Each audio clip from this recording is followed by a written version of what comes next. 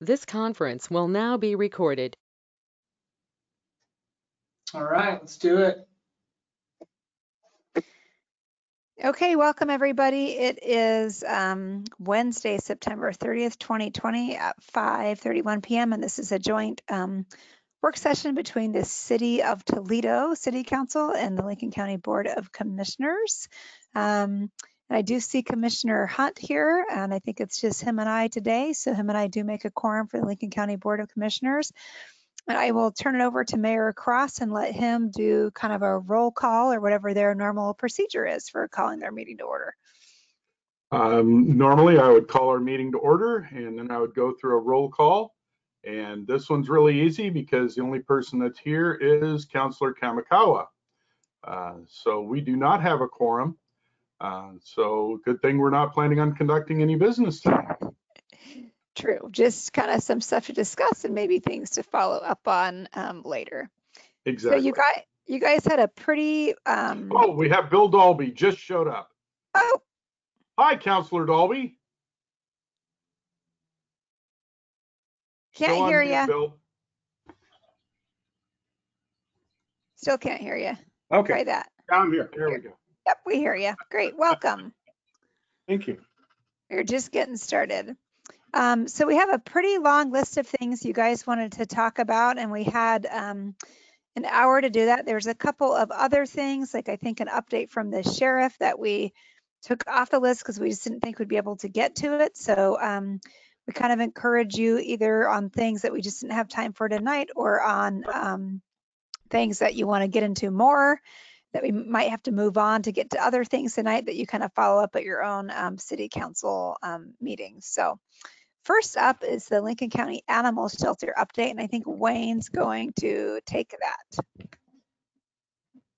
that. Good evening, commissioners. Good evening, mayor. Good evening, councilors and other guests. It looks like there's a whole group of people here. This is, I don't know, the 5th or 6th meeting of mine today, all on different platforms. So I'm hoping that everybody can hear me okay. I know we did the sound check, so that's great. And I do have several things that I'm going to try and update you on that you can see from the agenda here. And I'm going to actually tie in the first two because they do have a nexus and connection, and that's the animal shelter update and the county commons update. But before I start, this is actually a great opportunity to, I'm going to get down a little bit later and talk about some of the recovery process from the fire, but we really haven't had a chance to talk to the city council. I know I had a little bit of a chance to do this because I had dealt with some other business with the city council recently, but I just wanted to express my thanks to the city of Toledo, to the mayor and to the council and to Judy Richter for assisting in all the efforts that dealt with the response and now the recovery from the fire. Obviously, the fire departments across the county were intimately involved in the response. And I know the chief's here and can maybe talk a little bit about their experience, but it was pretty rewarding, I know, to me to see the way the communities that weren't directly impacted stood up to assist other people who were impacted.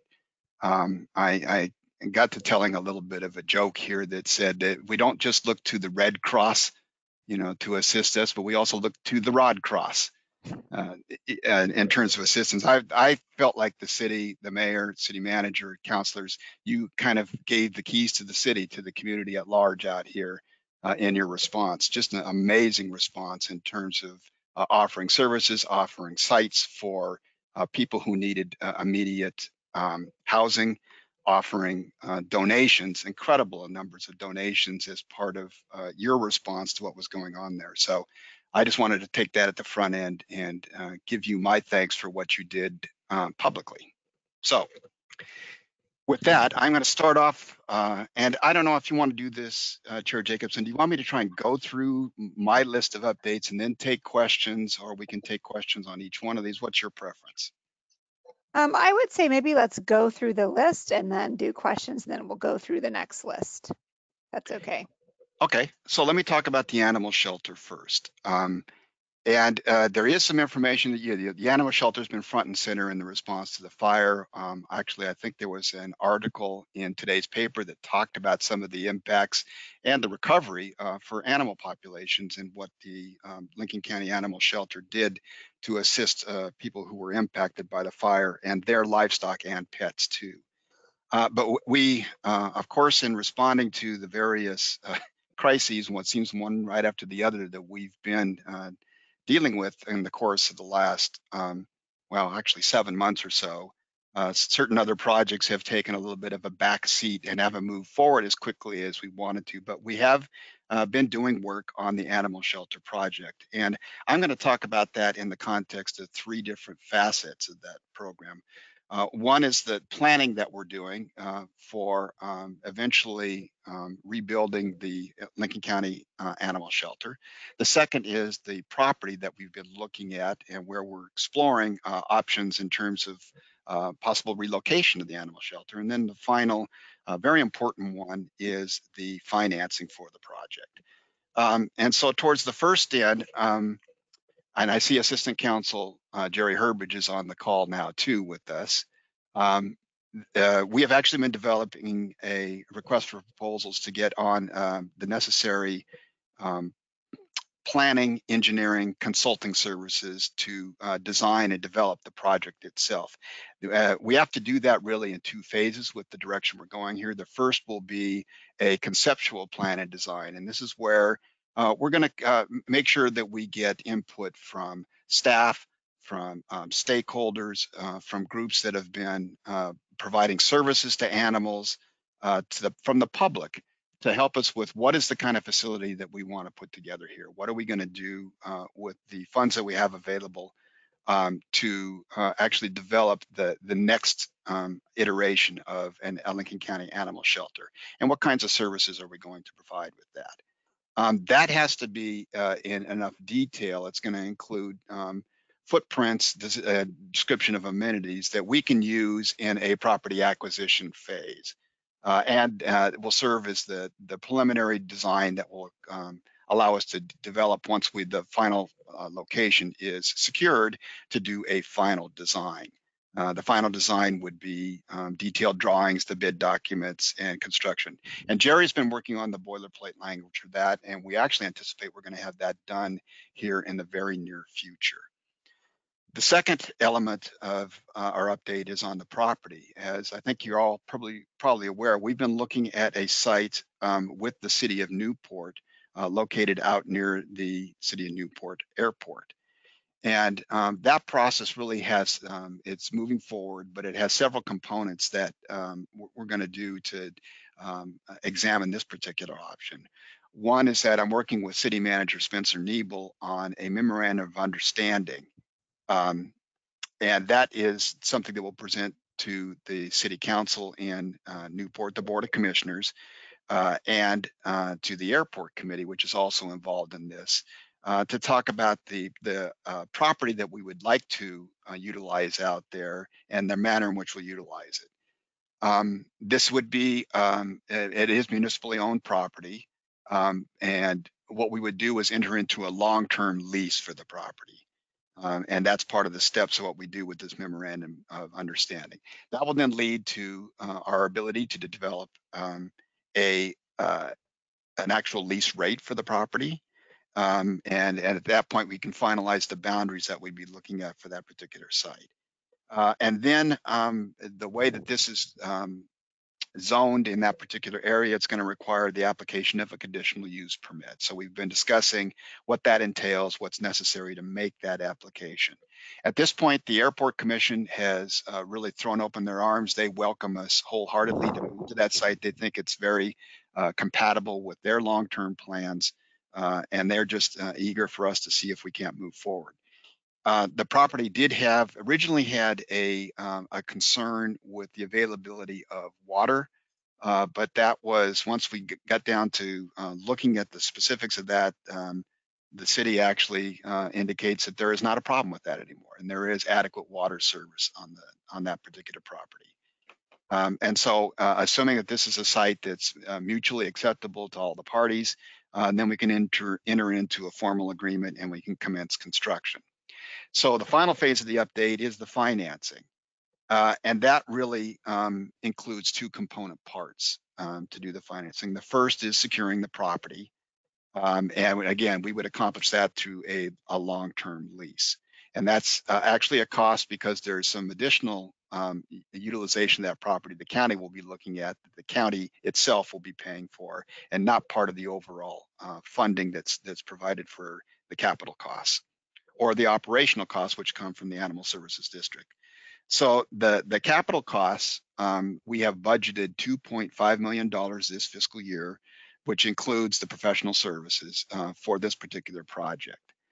And the board, working on this project and a number of other projects, authorized staff to actually go forward and do a private placement financing for this, to see if we couldn't get all the money we needed to do this project, as well as several other projects that we are contemplating. And as we reported to the board not too long ago, we actually did that private placement and were very surprised. I guess surprised would be the word. Good surprised. Good Yeah, surprise. good surprise at both the number of financial institutions who actually submitted proposals to us, and then the incredible rates that we got in completing this financing. And it was, I don't have the figure right in front of me, and maybe one of the commissioners recalls the exact number. It was around 1.52% total net capital costs. And that was just incredible. In the many years that I've done financing on projects for the county, I've never seen a rate like that. We went into this process anticipating we would get a rate somewhere in the neighborhood of 2.5 to 3, thinking it was a pretty good time to go out for financing. So that's really going to be a great cost saving to the county and the taxpayers over the course of the funding of this particular project. So that's where we're going with the animal shelter, and I'm going to segue now into the Commons update. So once that plan is finalized, and assuming everything happens and we go forward with that site, and that is the process that we undertake, we look at relocating the animal shelter, then we'd move into the phased redevelopment of the Commons area. And based on where we're at, again, with financial the financing that we have available to us right now, actually the first thing we move forward to putting on the site for the redevelopment is the combined transit emergency services center that we've planned for this particular location. And that, again, is a combined facility that will be the new location for our emergency services department and all of its ancillary operations. I think we've learned a lot over the course of the last 7 months about what the need is for a facility like this. I think that's going to be a pretty exciting process to plan that out, just because we now have so much experience about what kinds of emergencies we have to do, and what a space like the Commons, how vital that is to our overall emergency planning. And so again, there is funding that's provided in this year's budget for construction of that particular facility. We'll undertake, we can actually use the boilerplate request for proposals we're developing for professional services for the shelter, alter it appropriately, and then go forward and get the consultants on board to help us design that particular facility. And I think our hope is, again, that we can actually do the relocation of the animal shelter, begin the construction of that this coming summer. And then also do the emergency services transit center and get those going forward. Part of this is dependent on the city of Newport and their urban renewal activities. Things got kind of put to the wayside, and things changed a little bit because of COVID and some of the actions that the city of Newport took related to actually available urban renewal funding. But one of the key factors in terms of any redevelopment of that part of the city of Newport is improvements to Harney Street. And we're talking about that portion really around the intersection of Highway 20 and Harney, and then heading northern from there, connecting on to the existing improved areas of Harney Street. So we're also working with them in terms of the timing of when those improvements can be made and how that'll fit in with our plans to start the redevelopment of the Commons. And so those are the immediate activities that take place at the Commons. We continue to accumulate additional funding through the dedicated voter approved sources for the full redevelopment of the commons area, and that will be something that we'll be looking at a schedule for that in the future after these first initial projects get completed. So that's the update on the first two items. Buildable lands inventory. As you may recall, the housing strategy plan that the county and the cities in the county adopted and developed through a grant from the Department of Land Conservation and Development included one of the key recommendations was to try to develop a buildable lands inventory. And we've been doing a great deal of initial work. We've actually utilized the services of Rachel Maddock Hughes, who I know is a consultant also for the city of Toledo on several of your projects.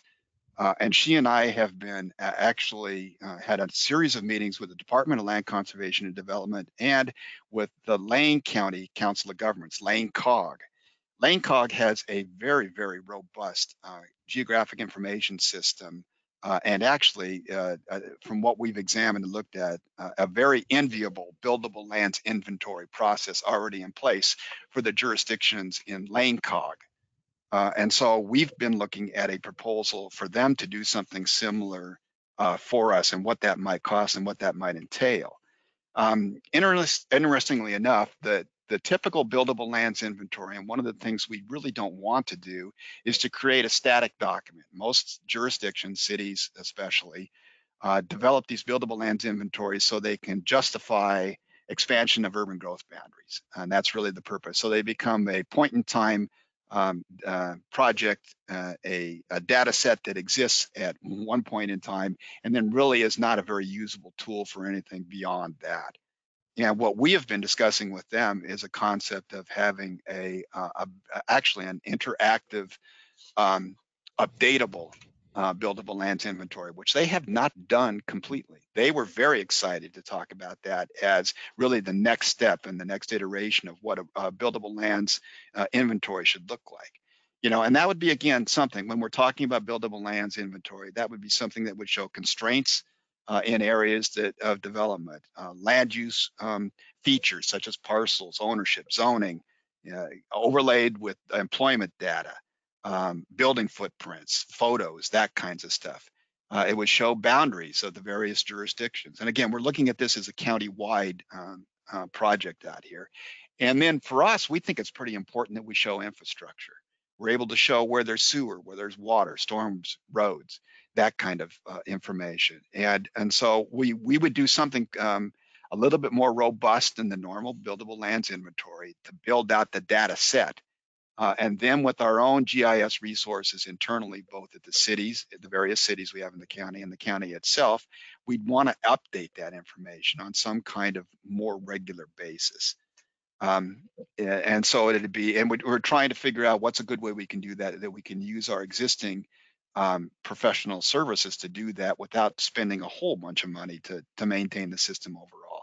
So right now we're waiting for a specific proposal from Lane COG to do that. They did something not quite as detailed as this, but they did it down in Coos County, in Coos Bay. So they're very eager to actually make a proposal to us that we would then bring back to all the communities in the county to see, is this something we want to do and can we come up with the resources? We got the Department of Land Conservation and Development involved because we think they would be a natural funder. We don't think we can do all of this alone, even with the cities and the counties banding together. I think we need some additional resources. So we've been exploring ways to actually pay for this too. So hopefully we'll be able to give you a lot more information in the not too distant future. So the next item on my list is the solid waste and hazardous toxic waste disposal that's actually part of the recovery efforts from the fire.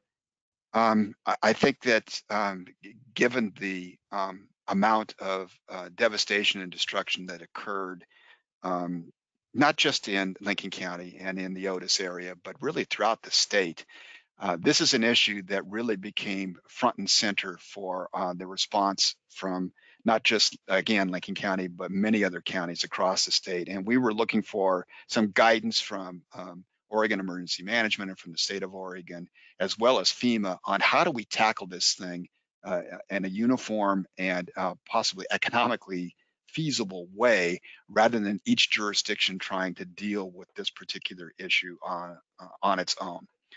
The end result was that the state appointed and has underway a debris management and debris cleanup task force that is staffed by DEQ and ODOT, as well as many other folks from other agencies, to look at if we can get a proposal and also get some funding to deal with cleanup issues. I had the opportunity, and I know other county staff people did this weekend, to meet with the city managers from the cities of Santa Rosa and Malibu in California, who were both part of the devastating fires that have actually wreaked havoc in many parts of California, the wildfires. And it was really interesting to talk to them about how they dealt with response, and especially around the debris cleanup, and what a monumental task that is, and how they really to a T recommended that we band together to do this. We get together and figure out how to do this for the benefit of our community and our citizens, because individuals trying to take this on by themselves, they may have insurance to do some of the work here, but it's really a daunting task. So we continue to work with the task force. We're looking at the strong possibility of a local state agreement that would have us, and when I mean us, the state of Oregon, picking up a share of the costs that aren't covered by FEMA, but a significant portion of the cost covered by FEMA in the cleanup here. So there'll be a lot more details coming out in the coming weeks, and actually coming out a lot sooner than that, as we're gearing up a whole number of agreements that need to be put in place, procedures that need to be established, contractors and monitors that need to be hired, and decisions made by local decision makers, including the Board of Commissioners here. Is this the direction we want to go on, and where we're going to go? Initially, the board has indicated yes. And in fact, to my knowledge, all the impacted counties in the state have all given the governor the thumbs up to say, we want to explore this proposal, we're ready to go and do our part. And our part will be a lot of community engagement, a lot of community information, a lot of boots on the ground to assist in some of the logistics of doing the cleanup, and really doing a variety of those things. There's a lot of details still to be worked out, but I think this is a direction that we're going to go as a state. And I think it's actually proven, at least from the experience of others who've had these devastating fires, as the right way to go for both the community, the environment, and overall for rebuilding and recovery. All right, promoting local business. I'm not really sure what that entails. I can tell you this, maybe I can talk about it just in the context of both some ongoing programs and what we're doing with COVID.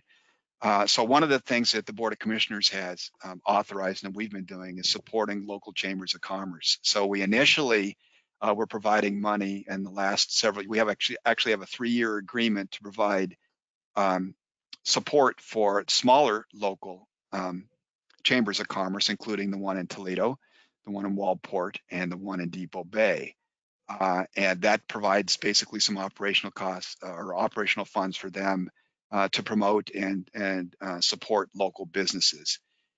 When COVID hit, we also found chambers were tremendous partners, and we knew that the business community was being impacted severely by all the restrictions in place for COVID. So we actually expanded the scope of what we're doing, and we provided funding now, not in addition to Toledo, Waldport, and Depot Bay, now to chambers in Lincoln City, Newport, and Yachats to all participate in assisting businesses get through the impacts of the COVID shutdown. So those are some of the things that we're doing with business promotion. We also have different programs that we do through the Council of Governments. We have a microloan program. We do some other economic development activities there. But it may be something that you have some questions or some ideas around what you'd like to see done beyond that. And I guess the last one on mine is finance, accounting, and budget details. I guess that was placed under me because I'm fairly familiar with the county budget. And it was maybe just more to say, what questions do you have? And let's see if I can't answer them. And if I can't, I'll get you the answers. So how's that? I stayed within a half an hour. Good job, Wayne. So does someone, I guess before we open it up to overall questions on all those topics, does someone want to kind of fill us in on what specific questions or things you had around finance and accounting? Sure, I can do that. Okay. My question is about the budget went from a very detailed budget last year to this year's budget being very minimal in what and where things where money comes in from and where money goes out to.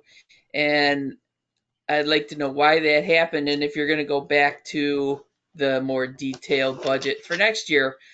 I'm a member of SWAC, and we had a pretty detailed budget going in, and then when Paul started, he no longer had a detailed budget. So we'd like to, I'd like to know what's going on there, please. Well, I could try to provide at least the information I have on that. We have a new finance director in Lincoln County who has a great deal of municipal law experience in the state of Oregon. This was a recommendation that she made for purposes of preparing the budget document and meeting the basic legal requirements of the state of Oregon. It provides a little bit more flexibility, but it stays within the strictures of the law in terms of budgeting by fund budgeting, and then also budgeting in accordance with personal services, materials and services, capital, and other kinds of expenses there. So this was we actually did develop, and there are available detailed budgets in the manner in which you talked about. We all have to still put together those detailed budgets. It's just that for purposes of appropriation, she's combined those things into a different document. So if you got any questions about particulars, we can get you answers to that. But this was her recommendation for the manner in which she would like to see us go forward for budgeting in the future. Okay, so if a citizen wants to see those, then they have to fill out the form and request them. Are they charged for that then, or are they going to get that? No, that's information we can provide. That's information we can provide. Okay, yes. That's important to me, and we are very detail oriented in Toledo, and Judy does an excellent job with her staff for us to get all the information we want. So yeah, we need to be able to. We like to be able to see that from the county too. Sure. And if Counselor, if you have any questions on any particular aspects of the budget, Christina Shear is our finance director, and she'd be happy to answer those, as well as the commissioners or myself. So please don't hesitate to ask. All right, that sounds good. So Great. Wayne, I had one question on the budget. I'm curious as to how much the COVID situation has affected your budget for this coming year. I know that it has pretty much devastated at least 2 to 3 of our county municipalities' budgets. I'm curious as to how it's affecting the county. It does impact the county, and it's something that we've built into the budget this year in terms of both ongoing costs and what we do in the future. We're actually a little bit more diversified in our revenue streams than either the city, and especially the city of Newport and the city of Lincoln City are significantly impacted. Well, actually, Yachats. Yeah, that was the other one I was thinking. You're right. Those 3 communities are, and I've talked to, I meet Right.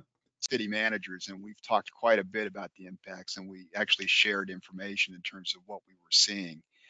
So we built into our budget, the budget was built with an expectation that at least in terms of room taxes, which is the major component of that impacts us. So there's other things impacted too, just from business being less than it had been, and unemployment and other issues.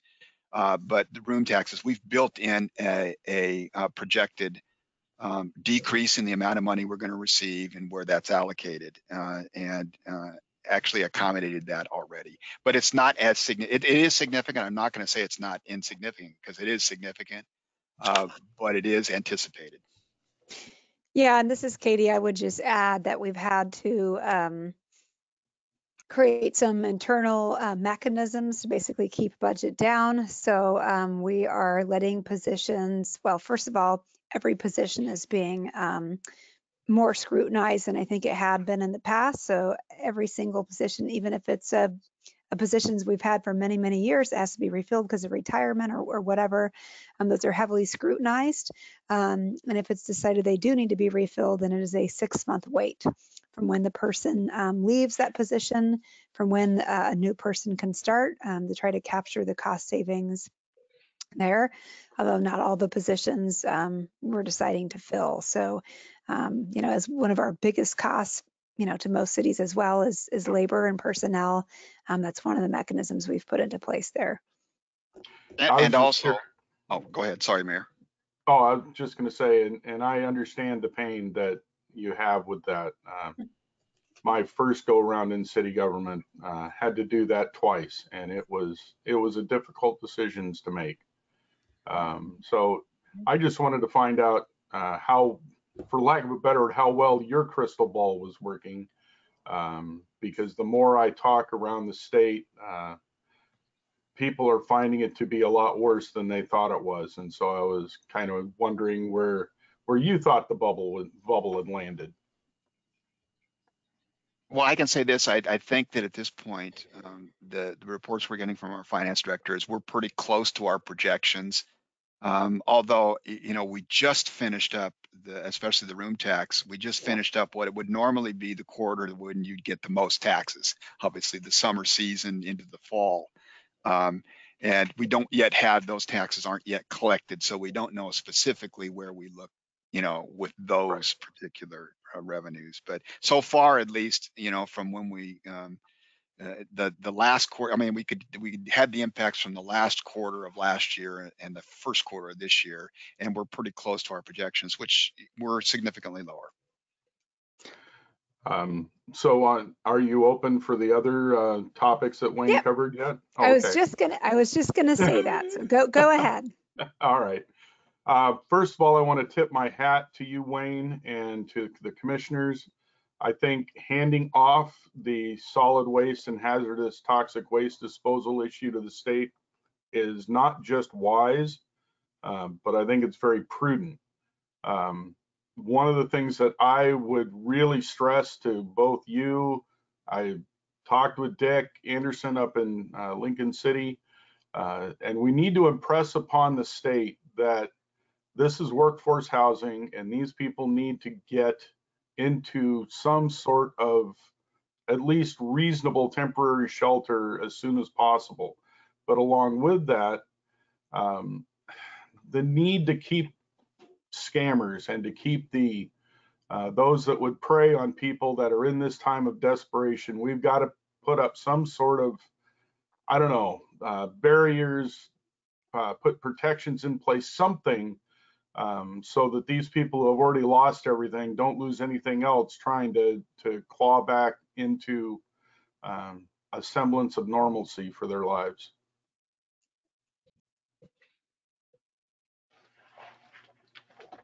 Well said. Yeah. And I can tell you this, that we are doing that. We're very concerned. That was one of the lessons learned from the California experience. There were a lot of folks coming in.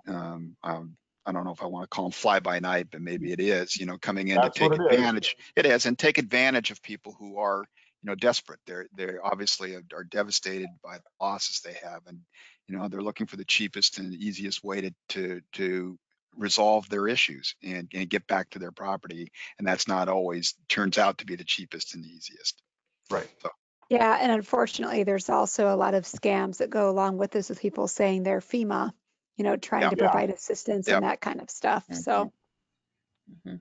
Well, I just want to add that I have a deep appreciation for the work that you did, and that I want you to know that I think Paul Seitz and the haulers did an excellent job of getting information out to us, and that we could forward on to people and share on social media, so that they knew right away that what they were dealing with was considered toxic waste, and they didn't go plowing through it and get themselves into harm's way that way. So I really appreciate the work that they're doing too, and I think you need to know that they did a great job. Thanks for that, Betty. And Paul's new, so I Yeah. feel like he came in and just got slammed with a big big Oh, mess yeah. here, but we're happy to have him. Yeah. All One right. of Any the other? other Oh, go ahead. one of the other things I wanted to mention on this particular topic on the hazardous waste. So I know, I hate to say this, but we all know government doesn't move fast. So with a lot of these homes, especially in the Otis area, abut right up against prime restored salmon habitat. Are we going to have some sort of a plan in place to either cover it up, sandbag it, do something so that when the rains do start coming hot and heavy again, that the things that we're trying to get rid of, the hazardous waste and such, don't end up into that riparian zones? Mhm. Would you like me to take that? Yeah, well, I knew Wayne and I were gonna arm wrestle for this one, so You want My to go money's first? on Katie. I'll Yeah. go, and then you can back me up, Wayne. Okay. So yeah, I have those same concerns, and I mean, especially the RV park there is just, it's Salmon River RV Park. It's right there, and this is salmon season, so we have fish and endangered runs in that river now. And so we're very worried about that. As far as what the state's plan is in terms of covering or that kind of stuff, I've not had certainty on that. We do know probably within the next 2 weeks, they're going to be out to do the household hazardous waste collection first. So that's the gas cans and propane tanks and ammunition and other things that would be, dangerous and hazardous if you come in with heavy equipment and you start turning over, creates risk for other fires or just other risk in general. So that will come out first. And then the larger debris and ash management comes in. I do know that EPA of their own accord, so thank you, EPA, and this is the research arm of EPA, not the enforcement arm of EPA, but they got a rapid response team out there and are already doing groundwater testing throughout the area. So that is really helpful to kind of know, where we started right after the fires and to be able to monitor that. So that's what I know at this point in time, and I'll see. I haven't talked to Wayne since about noon, so it's possible he has more information than I do. So This is fast moving. It is. yeah. But no, yes, Mayor, we have actually talked quite a bit about, and it's not just erosion control. Immediate concerns with erosion control, but also, there's a lot of scarred landscape out there right now. And so we're talking about debris slides. We're talking That's what about I was thinking hazard of. trees. Yeah. So it's Yeah. not, well, it's also, the fact that unfortunately, a number of the homes here, this was affordable, housing in many ways. And a lot of this is the pre-2004 structures, and especially not even stick built, but manufactured homes, single wides, double wides, triple wides that were out there that potentially contain asbestos. And so you've got, again, not just the debris slide, the turbidity and whatever slides into the watershed in there, but also the, potentially toxic materials that leaches into there. So we have raised the issue, raised the alarm. We've been looking for solutions around the erosion control, both immediate and then the longer term, slide risk out there. And it's something I can tell you that our state partners are very cognizant of. I wish I could say I had solutions to those situations right now. We're surely putting out a lot of information related to it so that at least property owners can do, if there's things that they can do immediately, that they're aware of what they can do and how we can help them. But yes, that is another component of the whole response that we're going to have to develop. Thanks, Wayne. Other questions for Wayne on any of the stuff that he talked about? Well, I have another question about for along that same line of not erosion and stuff like that, but the housing up there. Is there going to be some support for things that FEMA won't cover? Are they, like permitting and things like that for those people? That's, they're they were hit really hard. They lost everything. And is there going to be some support from the county as far as reducing or eliminating permitting or whatever else they could do? You know, we're exploring a variety of avenues and options related to that, but in part, you know, it sort of depends on the situation. Remember, a lot of these folks will qualify for what's called individual assistance, IA assistance, from FEMA. And actually, that FEMA does cover things like permits. So it's one of those things that you don't want to necessarily say, you know, waive the permits, because all we're doing is taking off additional aid that could come to our community. So we got Right. to be careful with doing some of those things. But there are certain parts of that we're going to explore. And I know I won't mention them now because we haven't yet talked to our partners. We have some partners in some of these things, but that's definitely a concern. You know, we've been talking a lot to other jurisdictions, seeing how they're doing it. I can tell you this: while we're not going to, you know, do away with especially environmental regulations, we are going to look at other kinds of things that we can do on either a temporary basis or maybe even more permanent to streamline some of our processes, to look at some of the zoning requirements that are out there, to do some things that assist people, you know, in an emergency situation. So that's all on the table and all things we're examining. Yeah, and I would also just add that we have had offers for kind of planning department help from other neighboring counties. Like Tillamook County has said that, you know, while this is maybe down the road a little bit, they will give us building inspectors and that kind of stuff so that we don't have a holdup at a particular point in time, you know, that then blocks people from moving forward and getting into new homes or whatever. As Wayne mentioned, there's other municipalities obviously impacted by fire, even more so than we are. Marion County is working on some things there that we're looking at adopting as well. So, you know, the bad part is the state was hit really hard by this. The good part is that there's many other counties dealing with it and a lot of kind of creative brains and other commissioners coming up with stuff. And if we find a good idea somewhere else that's working, we'll certainly steal it. Great. Thank you. Yeah. It's good to hear. And don't right. forget, commissioners, you're on the loaning end too. You're loaning a lot of good ideas to other jurisdictions. I don't feel like I have any good ideas left for this year, but we'll see. All right. Anything else for Wayne at this point? Nope. All right. Christy, can you scroll up so I can see? I think those are the only two things on my list, but yeah. Okay. So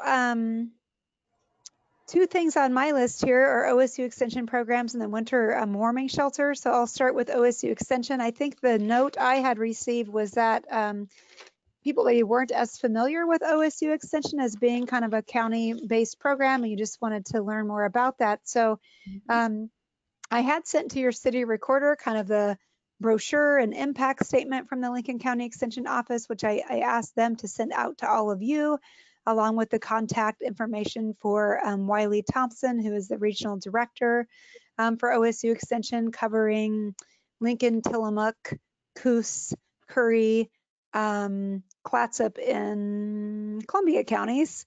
And I think Mayor Cross actually has had some connections with Mr. Thompson. So yeah, good. So if you have some time on one of your agendas or whatever, another time, might be good to have him come and talk. But I worked for OSU Extension and the Oregon Sea Grant program, which is part of Extension, for 20 years. That's where I came from before joining the county. And I was the county leader there for about 8 of those 20 years. So it's a program kind of near and dear to my heart. I'm on both the state Extension Advisory Committee as well as the Lincoln County Extension Advisory Committee as well. So the extension program is, I would say, a quasi county program. So they do receive money through an extension tax service district. The money comes to us and then we ship it back out to them. That is part of how they make their program work. The other contributor is OSU itself, that mostly contributes through paying for faculty members and specialists that provide the programming.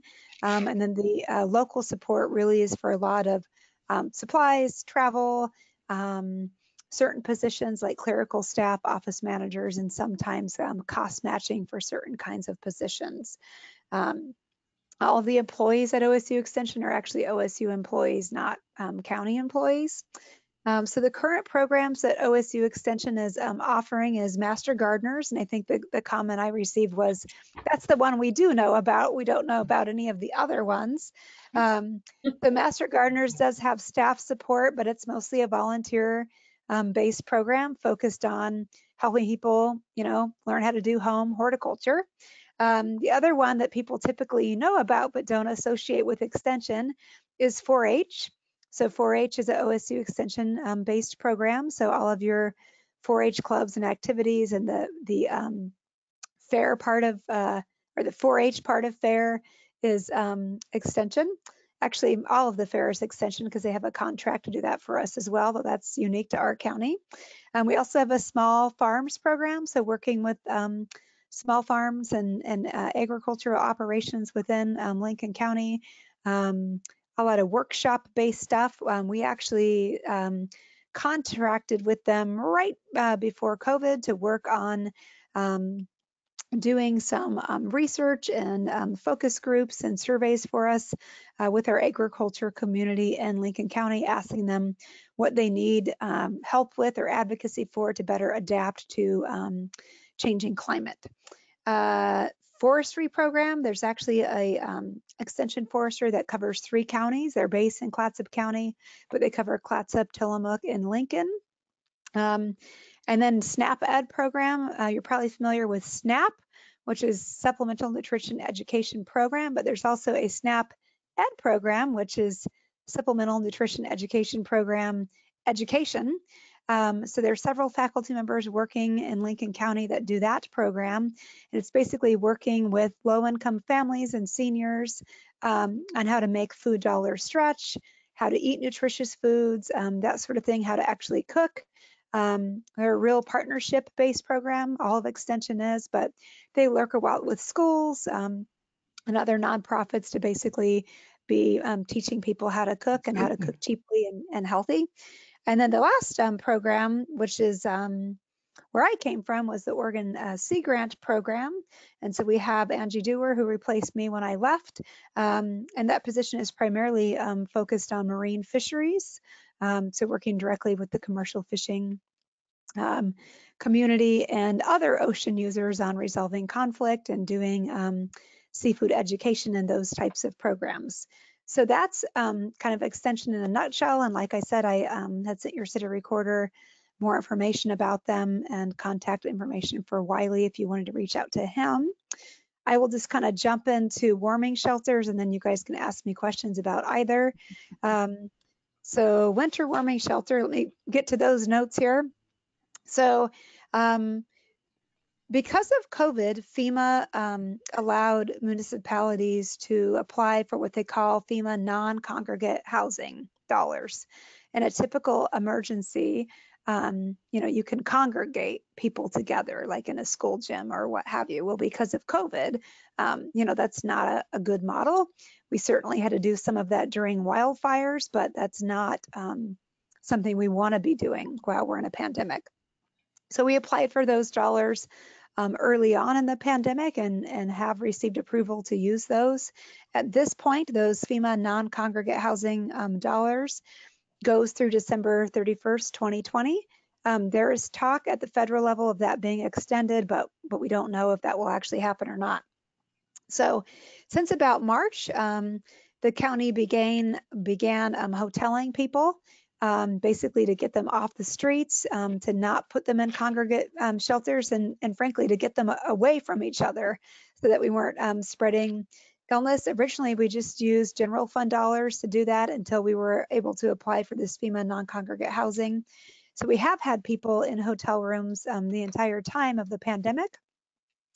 Some of those people are directly COVID affected, COVID positive or COVID presumed positive, or people that maybe have someone in their home that's positive and they need to get away from them. However, we have had other people using those hotel rooms that are not COVID positive or presumed positive, but that maybe are coming from facilities that had a high positivity rate and simply just need to be somewhere else to quarantine, or just would otherwise be homeless or have medical conditions that make them very vulnerable. So our attempt for this year for the warming shelter, and actually we have a conversation with Betty and others from Grace Winds later on this week. Our attempt is to use that FEMA non-congregate housing opportunity and do a hotel-based winter sheltering program this year. So there's a lot of details to sort of work out there. We originally were going to meet a few weeks ago to kind of work on those details, and we had to delay twice because of fires, but we'll be coming together later this week to really work this out. It will definitely be a needed partnership between the county and Grace Winds to really pull that off, because while we do have some staff that's working with the hotel and getting the rooms and paying for them and being a point of contact, we can't do all of that by ourselves. So we're going to need some, like I said, some strong partnership on really pulling this off. So that's kind of where we're at on the winter warming shelter. Like I said, we know those dollars go through December 31st, 2020. Oh, and I forgot to mention that we think we'll be able to extend that program on some foundation dollars past December 31st, 2020, to kind of keep that going through the time the winter shelter normally goes. So we're hoping to kind of use that FEMA money with the foundation money to get us through the time period that shelter normally runs. So I'm happy to take questions about either of those two things. Well, Katie, on the extension service, that was my comment about the master gardener being the only thing we know about out here. And I'll be honest, I think it's mostly because of branding. I've known about the Sea Grant program my whole life, but I never knew that was an extension program. I've always seen it as OSU Sea Grant, not OSU Extension Sea Grant. Same with 4-H. I didn't realize it was run by the OSU Extension Service. So, you know, it helps to have those dots connected, and I thank you for that presentation. Yeah, you're welcome. And the problem is that each department or college pays for that individual program, like 4-H or Sea Grant or what have you. So they all want their own logo on it. So it can get confusing for people to know what is extension. And in the past, when I worked for them, whenever I did a program, I felt like, you know, half of the page was all the logos, right? And I only had half a page to actually give the information. So yeah. Any other questions I can answer?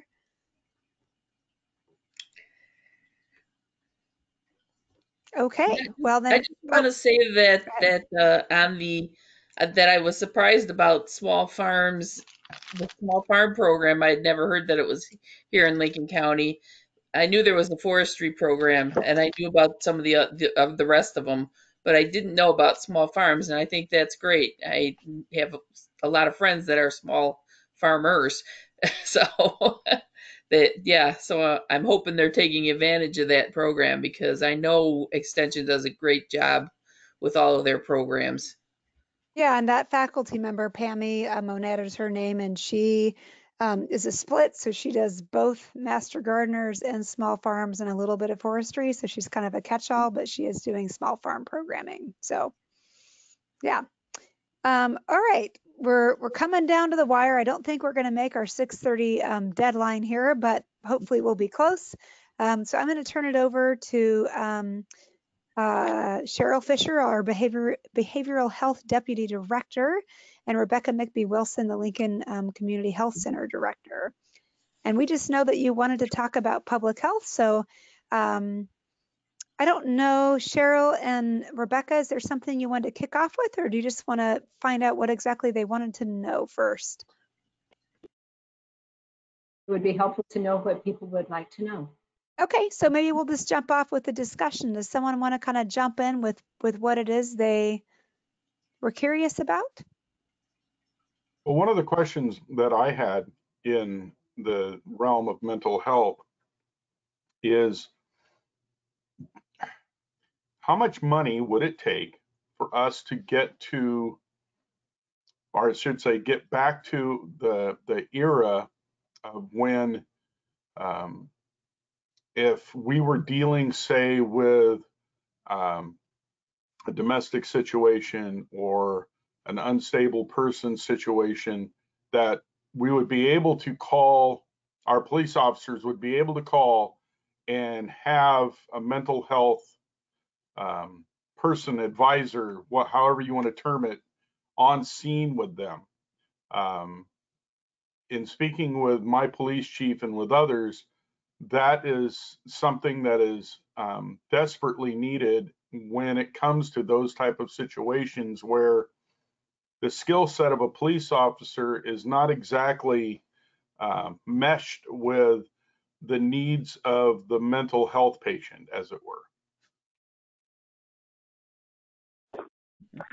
This is Cheryl Fisher. Thank you for having us here tonight. I do appreciate the opportunity to talk about this. We have two avenues for this. Starting in March, and coincidentally, it was the exact week that the governor declared the stay-at-home order for COVID. We started a new program in conjunction with the Sheriff's Department, and it's called COMET. And the COMET team is a team that consists of one licensed mental health counselor and one sheriff's deputy. They have made arrangements with all the different cities and municipalities across the county so that they can travel wherever they are needed. And that is their goal, is to be able to assist wherever there might be a mental health emergency and there is some sort of police presence as well. It is it's our first run at this. I'm fairly new here. I keep saying that, but I'm coming up on a year and a half at this point. But this is our first jump since I've been here into trying to find a way to assist our community and assist our sheriff's department and all of our cities, towns, and municipalities with some mental health services. If this goes well and we're able to properly fund it, I know the sheriff, has mentioned he's interested in expanding the program. The second piece that we have, for many years prior to my arrival, there was not a fully functioning crisis team. There was a team, it had some areas of opportunity, but we've been able to firm that up quite a bit. So we have a fully functioning crisis team. There's one person every shift. So, and it sounds like, one person, but that's really similar to Benton County or Lynn County. We're in the same ballpark there financially. And they also are able to be activated into the community. As a matter of fact, just over the past week, we've seen them activated in the community more than we have ever before. And, we're assuming that's related to the fire response. So the way that would be accessed is through the crisis line, which has been widely published. I can also, get other details out to you if they're needed. The way to access the COMET team with the sheriff is to simply call the dispatch or call the sheriff's office or 911 for the sheriff's office, and they can dispatch those folks to wherever they're needed. We've had quite a bit of positive response from different communities that it's, really saved not only potentially an arrest, but also saved people from going to hospitals and other things too. So we really think we're on the right track here, but we are just in the beginning stages of that. Cheryl, I greatly appreciate the response. And I want you to know that this is something that is very near and dear to my heart. I have talked with our chief and with our city manager, and if it means I got to go to Salem every week during the legislative session next year, I will.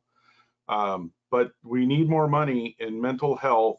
We need more money in intervention. We need more money in all those services. And so, like I've asked our chief, if, can I meet with you at some time and sit down and figure out, if you had a wish list of what it would take to get us into a position where we can actually, I hate to say this, be more proactive than just running and putting out fires.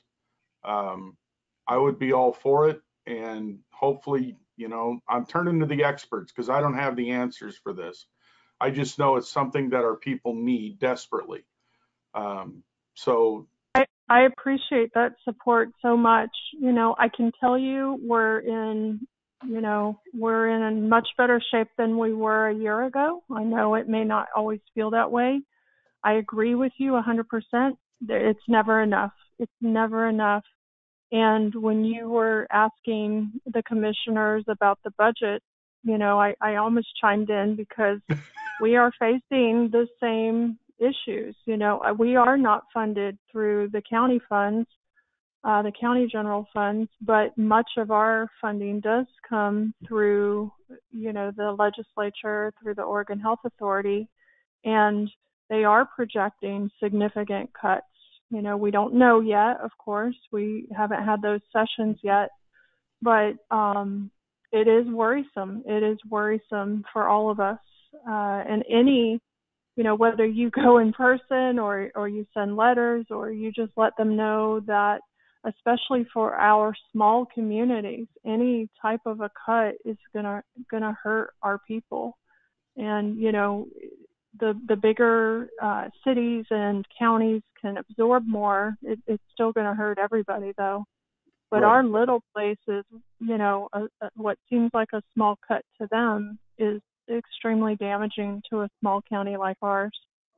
So I appreciate any help that you could give as far as support at the state level.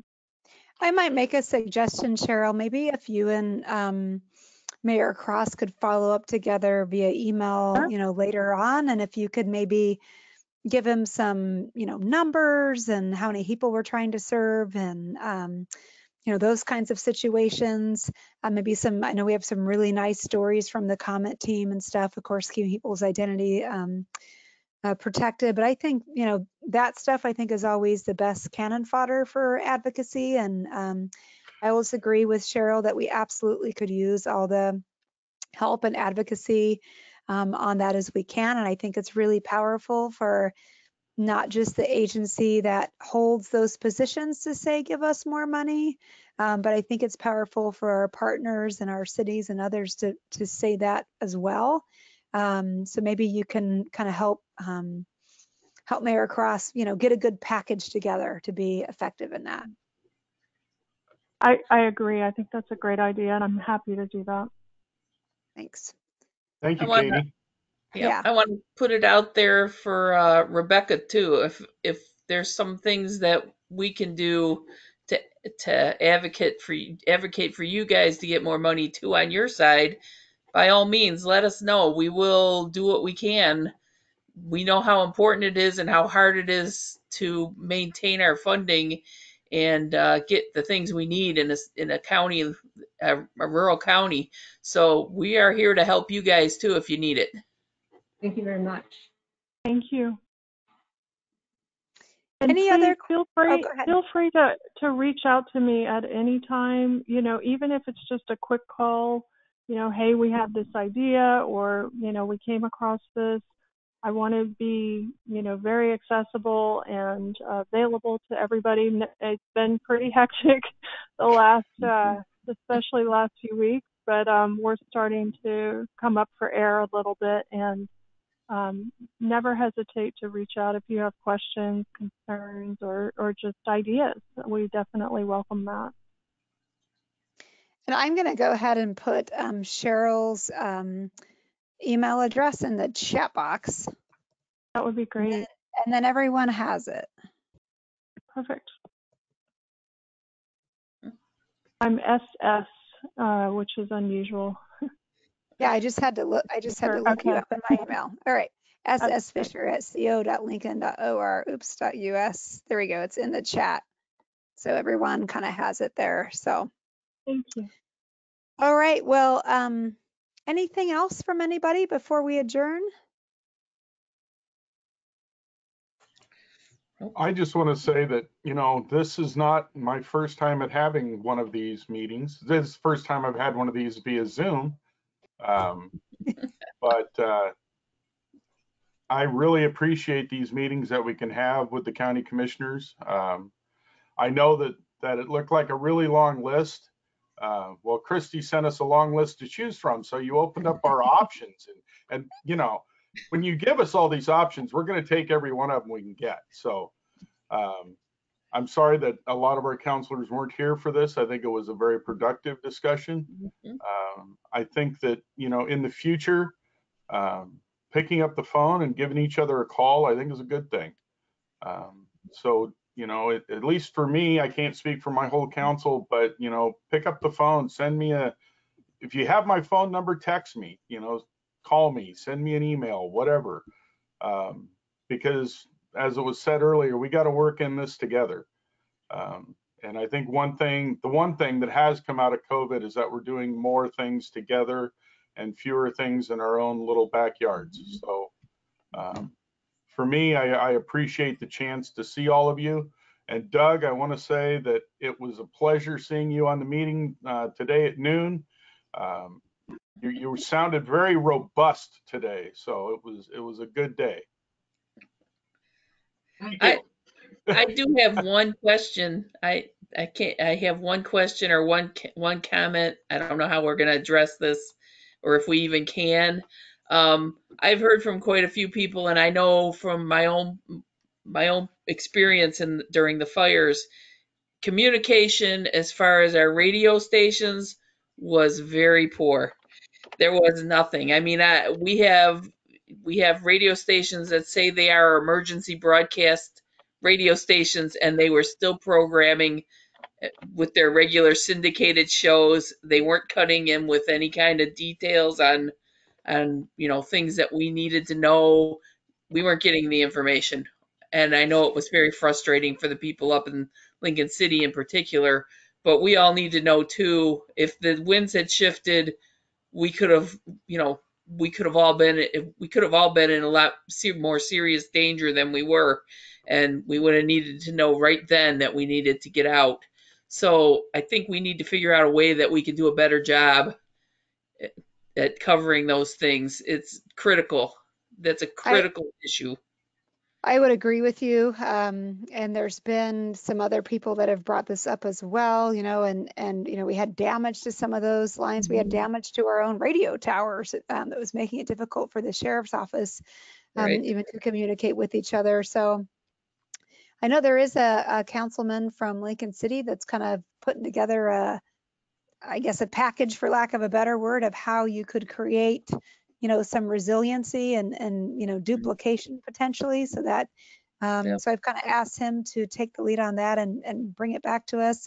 And also when things, knock on wood, it's 2020, when things settle down, hopefully a little bit, we will have our after action debrief that we do as part of our emergency management planning. And I think communications is going to be a really big part of that discussion.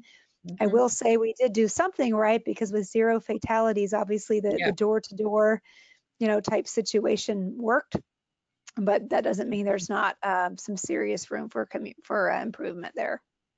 Right, but there, it helps with the rumors and everything else too. We just need to be able to keep everybody informed. I know at one time, and I don't know if they're still active or not, we had a ham radio group in the area, because I knew some people that were actual ham radio operators. I don't know if we could find out where they're at and how they could even get into the system. But, sometimes they're the only ones left, and that would be a critical thing, especially, if we had an earthquake and a tsunami, who knows where we would be with our communications at this point.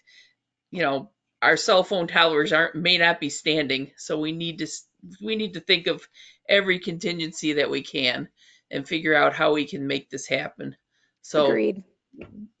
Let's inform, and if we can help, by all means ask.